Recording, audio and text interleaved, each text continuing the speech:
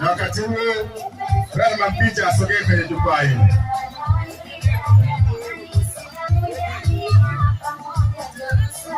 Rahma Mpinji, sogea jukwaa hili wakati huu kule wakifupa.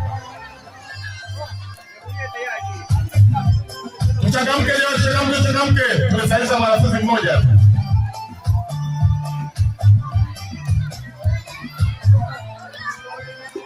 Asante sana.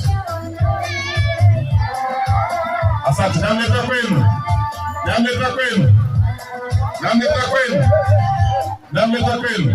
Mwanafunzi aitwaye Rahma Mpinji, karibu.